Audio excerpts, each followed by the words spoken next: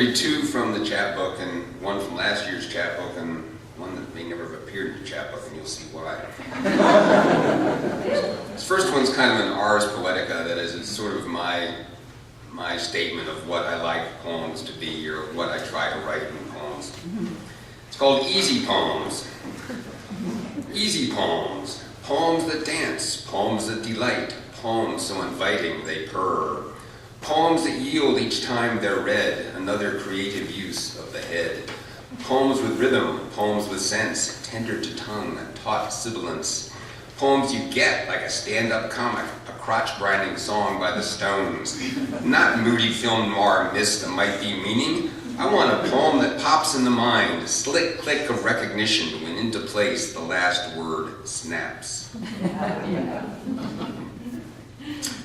This one's called Winter People. Granny fretted at new black marks on maple floor, colander hanging on fry pan's peg, towels on the wrong shelf. Those winter people. From June to Labor Day, she ruled the family summer home, but Gramps installed a furnace so he could bring grandchildren for winter weeks out of reach of Granny's voice.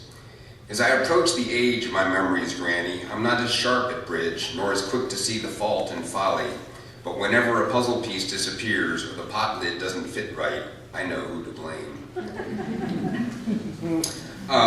One of my functions in the poetry group is to sort of represent the testosterone addled, because as you'll see, we have 7, sometimes more wonderful women, and just Phil and I are the only men in the group. So I feel it's incumbent upon me to occasionally write a penis poem, and you're going to get one of them. This is actually this is about a friend of mine who went backpacking with me a couple summers ago, shortly after he had prostate surgery. It's called Post-Surgery Vacation. And there's a quote from Mickey Avalon, if you can believe that, from Mickey Avalon's song called My Dick. Just don't want to be accused of plagiarism. Sam spots another brookie, lands a fly on its nose, controls the strike, skinny rod bending but obedient, frantic fish lead flapping by its mouth. He could catch enough for a whole wagon train before the nights circle up. Lose one body part, you worry about the others, especially when one's the prostate, the other its neighbor. You can't catch fish without a well-rigged rod, a prescription suck sleeve. We repair what we can't replace, tie the fly but don't spurn the worm. Dick jokes mask the terror. This is the quote. My dick don't need no introduction. Your dick don't even function. What if it never rises again? Does size matter then? We don't keep the fish to eat, and I ruin dinner by doubling the chicken stew water, then adding a packet of ramen to even things out. Sam is philosophical about his loss. I can still pee.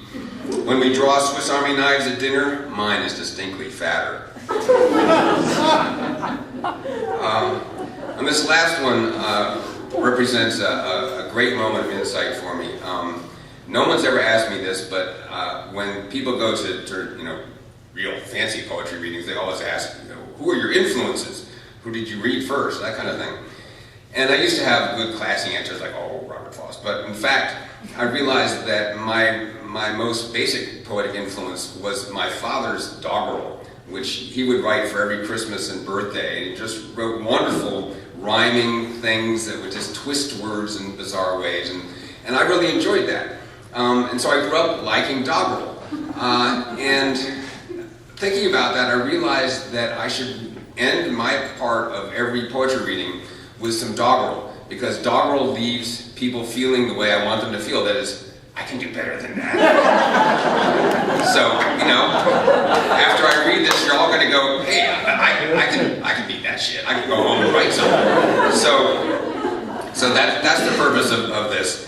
And this is a true story about a sort of a Josh Powell kind of character, on that kind of level of evil.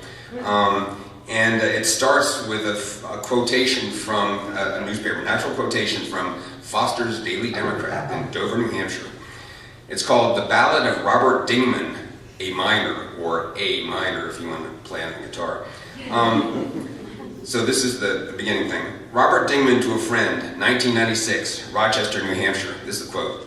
Jail is the life. I could kill my parents, take some money, go to jail, have 3 squares a day, lift weights, and play basketball. So that's what he said, and this is the poem where I'm kind of trying to get inside his head. I stood behind their TV couch with their .22 handgun. I shot them quick, no time for pleas, and bagged them just for fun. They say that she was breathing still when her bag ran out of air. I say that bag was overdue, I couldn't really care. Prison's got amenities, like some you can't believe. Food, TV, a weight room, guys will suck you if you please.